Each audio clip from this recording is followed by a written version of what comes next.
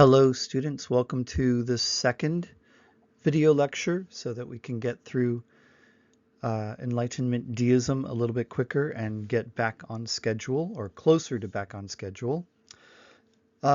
There won't be any terms, I believe, in this that you will be responsible for, but I still want you to see it and listen to it so that you'll be able to get a feel for Descartes as a human being and the things he sort of went through and where his worldview, his particular worldview came from. So he was born in La Haye, France in 1596 to a Catholic family. Because his father remarried, he was raised by his grandmother in Poitou, a safe haven for Protestants, that is a place of free worship according to the treaty, the Edict of Nantes in 1597-1598. Some people have speculated whether the fact that he's not able to trust, like his approach to knowledge is very, very untrusting, may have to do with abandonment issues because he was abandoned by his mother very early on. Regardless, he went to a Jesuit college at La Flèche, established by Henry IV, who was a Protestant who had converted to Catholicism, but because of his history, he gave Protestants in France a good deal of freedom to worship as they pleased. But that period of tolerance, of religious tolerance, ended when a fanatical Roman Catholic assassinated Henry IV in 1610. Descartes took a law degree in Poitiers in 1616. Poitiers was a Protestant city and was at the time in revolt against the Catholic King Louis XIII. Afterwards, he went to the mostly Protestant Netherlands and studied further. And there, and he also traveled around Europe studying different ways of life, trying to find truth. In Bohemia, that is modern-day Czech Republic, he had 3 dreams that convinced him that he should pursue science. And they have to do with wind and books that are open to a certain page and stuff like that. I'm not going to read through this. In this slide, and I'm going to post these slides, there are detailed descriptions of his dreams, and you can read through them there. But I'm gonna skip ahead just to save you guys some time. But if you're interested, it's there. He also dabbled in the mystical sect of Rosicrucianism. He liked their ethical humanitarian goals. He did not like the mysticism. He didn't like magic and mysticism and stuff like that.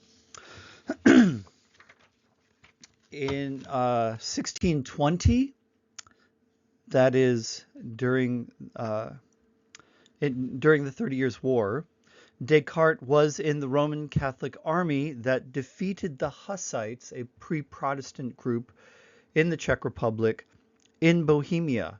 And guys, the Battle of White Mountain, like I can walk to the battle site from my house. It's like right in Prague.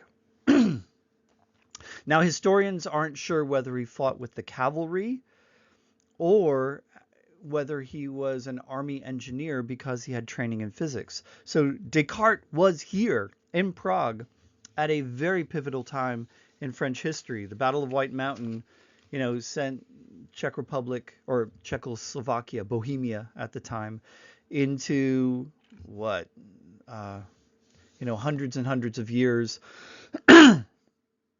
of Catholic rule and driving away nobles that didn't agree and executions and all this stuff. Also during this time, he became friends with many scholars and mathematicians. Descartes strongly believed that science would produce a knowledge that would benefit all of humanity. He also spent time, however, investigating reports of people who claimed to have mystical, esoteric knowledge and power and the command of nature and stuff like that. And he found a lot of these guys to be frauds. He was impressed, however, by one Rosicrucian, but I don't have the details about that. After his military service, he moved to Paris. He wrote, gambled, fenced, generally lived off of his inheritance. He was kind of a Renaissance slacker. There he met Cardinal de Bérulle, a founder of a secret society dedicated to learning and fighting Protestants. And he tried to recruit Descartes to his cause. Instead, Descartes ran away and moved to the Protestant Netherlands, which was a haven of religious tolerance at the time. And there, Descartes was free to work without fear of imprisonment, as some of his friends had been, or even being burned at the stake. And it was there, at the University of Franeker, while living with a Catholic family, that Descartes wrote the first draft of the Meditations on a First Philosophy, part of which you guys read. I think you guys read part of the second meditation. His ideas began to circulate, began to be well known, and they created a good deal of controversy because it wasn't exactly an orthodox Christian way to approach knowledge. He especially caught the attention of a Calvinist theologian named Voetius.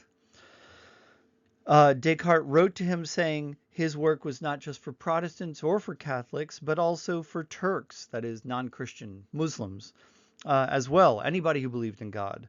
But when the debate got really intense, Descartes sought the protection of the French ambassador and a friend who was secretary to Prince Frederick Henry, ruler of the Dutch Republic. In 1635, Descartes fathered a child with Helene Jans van der Stroom, a maid of an associate of his. They lived together, had the child baptized, but they never married. She later married a local innkeeper. The daughter's name was Francine, and she died of scarlet fever at the age of 5, and this affected Descartes very deeply. His writings from that time on turned from medicine to seeking universal answers about life. He published the Meditations on a First Philosophy in 1641, and he published a great many other works as well. His writings on morality and religion said that he believed that human beings are capable of rationality and training their bodily passions. In other words, humans ought to let reason, autonomous reason, rule them. Unlike historical Christianity, he believed that God's grace was not necessary for salvation, but that human beings are basically good and they achieve salvation when they do their best to find and act according to the truth.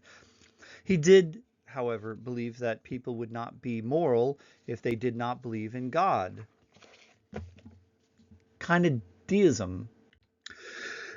In truth, he was much more interested in finding ways to master nature through rational means, that is, science, than he was in theology, and he definitely avoided devotion, the emotional depths of religion. He once wrote to a student that whom he thought took religion too seriously, a certain Anna Maria van Schermen, that, quote, good sense is destroyed when one thinks too much of God. Perhaps because his situation became dangerous both in Holland and in France, he accepted an offer to tutor and write for the 22-year-old Queen Christina of Sweden. Started off as an easy gig, but eventually Christina demanded that Descartes get up and tutor her at 5 a.m. every morning. This is the guy, if you remember in the second meditation, he's sitting there in his pajamas at like 11 a.m. He's not a morning person. Getting up, and that was deadly. Getting up so early in a country that was so cold, Sweden be cold, proved too much for his health, and Descartes contracted pneumonia and died on February 1st, 1650. So, turns out his eager young student, Queen Christina, turned out to be the most dangerous of all to him. Scholars still debate whether Descartes was really a Catholic or an atheist who used talk about God to cover his atheism, to protect himself. Probably he was neither. He was something kind of in the middle. He was a deist. For him, God was someone that you thought about when you had to, but his real passion was science. I believe that he was somewhat traumatized by the religious intolerance he saw around him and wanted to find some way of finding truth with a capital T that would not divide people and cause them to war. And as I said earlier, I don't think the real problem was the Christian way to truth per se, but the fact that it got linked to the state so that a specific way of finding truth becomes an enforced way of finding truth.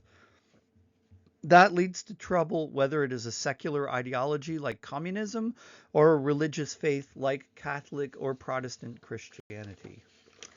And that is the lecture. You have done this part of your homework. Go do the other parts, and I will see you next time in class.